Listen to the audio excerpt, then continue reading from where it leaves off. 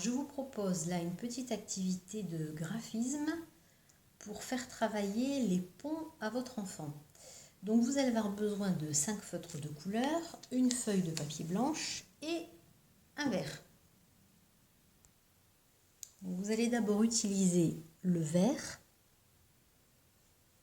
le gabarit du verre, pour tracer 4 cercles, ou 5, en fonction de la place que vous avez sur la feuille. On place le verre, donc ça c'est à vous de le faire, hein. Votre enfant il aura des difficultés où il peut éventuellement vous aider en tenant le verre. Ou alors vous lui tenez le verre et lui il fait le contour du cercle. Je n'ai pas choisi un verre qui était trop grand. Voilà. J'ai mes 4 cercles. Donc en fait ces 4 cercles vont représenter des cœurs pour des fleurs.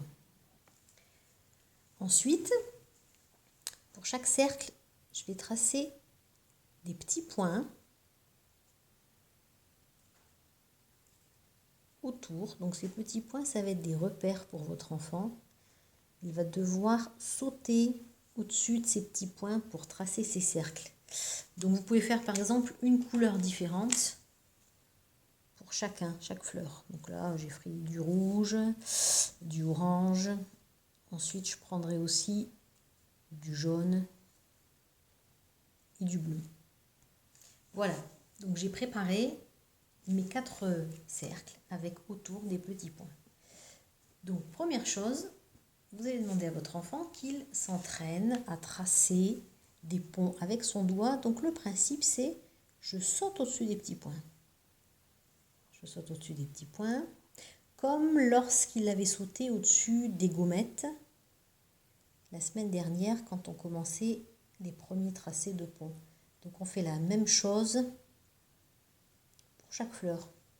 On saute au-dessus des petits points. Ça permettra comme ça d'avoir des ponts à peu près réguliers. Donc le but du jeu n'est pas qu'ils soient énormes, il faut juste bien les serrer.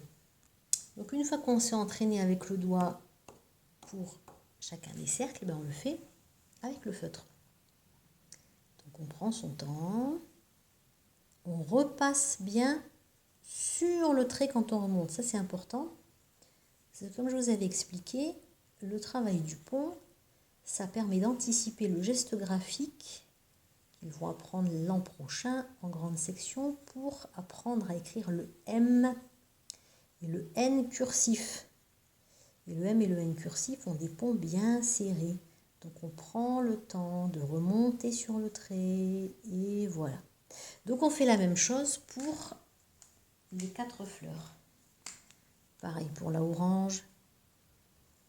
On remonte sur le même trait à chaque fois. Donc c'est possible qu'ils tournent la feuille au fur et à mesure qu'ils font les ponts, si c'est compliqué pour eux d'orienter le poignet. On prend son temps. Alors vous voyez, ils ne sont pas très grands, mais l'important est qu'ils soient bien serrés. Et voilà. Donc maintenant, étape suivante, pour faire joli, on va faire une deuxième rangée de ponts au-dessus de la première qui existe déjà, en veillant toujours à remonter sur la jambe du pont, comme si on avait des doigts, vous voyez, comme si les doigts étaient bien serrés. Donc on remonte, on repasse sur la même. Voilà. Donc on obtient comme ça une deuxième rangée de ponts au-dessus de la première qui a déjà été tracée. On fait pareil pour les 3 autres fleurs. Voilà, donc pour les autres fleurs, on a fait une deuxième rangée de ponts. Alors maintenant, on va pouvoir décorer l'intérieur des cœurs avec des graphismes qui ont déjà été étudiés dans l'année. Donc on peut choisir des lignes horizontales, des lignes verticales, des lignes obliques, des lignes brisées, un quadrillage. On peut choisir aussi des boucles à l'endroit, des boucles à l'envers. Vous voyez par exemple ici, hop, je décore l'intérieur du cœur en faisant par exemple un quadrillage. et je choisirai des autres graphismes pour les 3 autres.